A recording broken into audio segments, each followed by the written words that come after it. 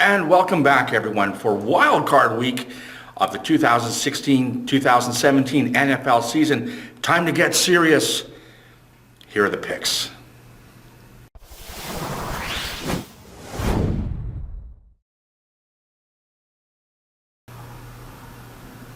The first game we're going to look at is one of the Saturday games as the Oakland Raiders go to Houston, where the Texans are 3.5-point favorites at home, and that total is 36.5. If you're looking for a quarterback clinic, don't watch this game. It's going to be rookie Connor Cook against Brock Osweiler. Now, we all know what happened in Oakland as Derek Carr was injured, and then Matt McGloin, the backup, was injured after that. Now we've got a young man who's going to be making his first start ever, and is on the road in a playoff game, and that's going to be really difficult. Between him and McGloin, last week they only scored 6 points. Now, Houston Texans quarterback situation isn't that much better. Brock Osweiler is an average quarterback at best, but he has started games. You know, the Texans are 7-1 at home. Ironically, their only loss came to the Oakland Raiders, but if you remember, that game was actually in Mexico City. And if you watched that game and you saw what the refs did, you'd swear the refs had drank too much tequila. I think that the Houston Texans will win this game in a very low-scoring affair. I'm going to predict the score: Houston 16, Oakland 9. So let's lay the points, and let's take Houston minus 3.5, and let's take under 36.5.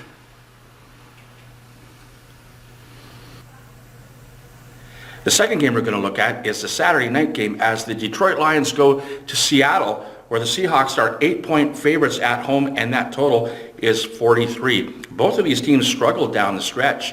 Detroit lost their last 3 games, but they were against good teams, the Giants, Dallas, and Green Bay. Meanwhile, Seattle won 2 of their last 4 against San Francisco and the Rams. I think 2 teams that combined for 6 wins all year. You know, it's just not the same Legion of Boom as it used to be for Seattle. They've lost that swagger. What they've really lost is safety Earl Thomas. Now, when Thomas was in the secondary, the Seahawks allowed the 3rd lowest quarterback rating in the league at 77.8. Without him, quarterback rating is the 3rd highest at 99.5. You know, Detroit has a funny way of scoring points late in the game. I almost expect this to be a backdoor cover. I think this game is going to go into overtime. I'm going to make an extra prediction here and say this is won by a field goal in overtime. Let's say the Seattle will win this game by a score of 26-23. So take Detroit plus 8 and take over 43.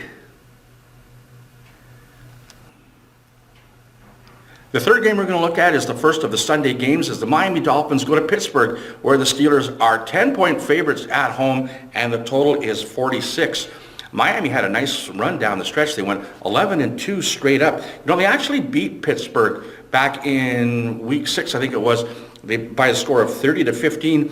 If you remember, in that game, that was the game that running back Jay sort of established himself as the running back that he would be the rest of the season. I don't think the Steelers were ready for that. Also, in that game, Roethlisberger, the quarterback for Pittsburgh, got hurt. He played the game, but he wasn't as effective as he could have been. Pittsburgh would lose their next 3 games after that. But you know what? When he came back fully healthy, Pittsburgh went 7-0 down the stretch. You know, I think there's just too many weapons for Pittsburgh against Miami's defense, who, out of all the teams left in the playoffs, have given up the most points out of anyone. You know, they've got Le'Veon Bell, Antonio Brown. Look for wide receiver Sammy Coates to have a big game. He's been injured all year. You know, I had him in my fantasy team, and he was doing really well, but he banged his fingers up. I think he's fully healthy.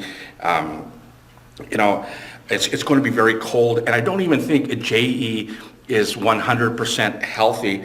So I'm going to predict the score: Pittsburgh 33, Miami 17. So lay the points, take Pittsburgh minus 10, and take over the 46.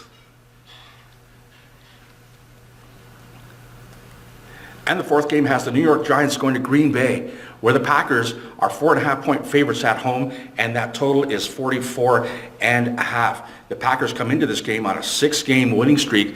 They actually beat the Giants back in Week 5 by a score of 23-16.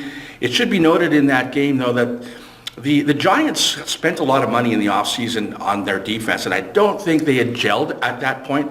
Also, Green Bay was coming in off of the bye. Yeah, they were one of the two teams that had the Week 4 bye, so they were coming off the bye in that Week 5 game and were well rested and very well prepared. You know, the Giants are the only team to have beaten Dallas all year, except for that Week 17 game where they rested all their starters. Prior to this loss, they've actually beaten the Packers 4 straight, including twice in the playoffs. Both those wins that year, the Giants would go on to win the Super Bowl. And I believe the Giants are 5-0 straight up against Super Bowl winning teams. You know, the Giants are the most dangerous when they're on the road getting points. And there's always one upset in a wild card week, and I think this is going to be it. I'm going to predict that the New York Giants are going to beat Green Bay by a score of 23-20. So take New York Giants plus 4.5 and take the under in this game.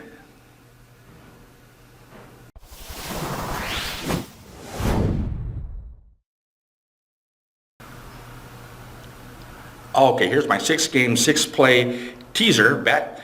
We're going to tease all of these 6 points. We'll tease Houston to plus 2.5. We'll tease Detroit to plus 14. We'll tease Pittsburgh to minus 4. We'll tease the New York Giants to plus 10.5. We'll tease the total in the Detroit-Seattle game and take over 37. And we'll tease the total in the New York Giants-Green Bay game and take under 50.5. A $25 bet will get us $175.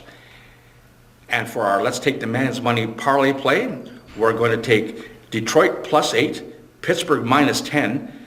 We'll take the over 43 in the Detroit-Seattle game. We'll take over 44.5 in the New York Giants-Green Bay game. We'll take Houston on the money line, and we'll take the New York Giants on the money line. A $25 bet will give us $1,400.90. Good luck.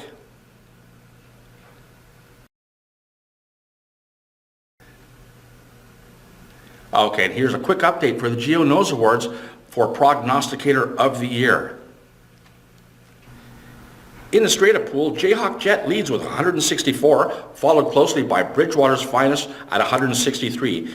Two back are both Andrew Warren 520 and West Coast Martin, each with 161. And in the against the spread pool, TP Professional continues to lead with 134, followed by Jayhawk Jet at 133 and Bridgewater's Finest at 132. Don't forget to make your picks this week. Okay, and those are the picks for Wild Card Week. Good luck to you. Don't forget to follow us on Facebook. I'll leave the link below. All right, for the GeoKnows YouTube channel, I am Geo. Let's start the new year off right. And let's take the man's money.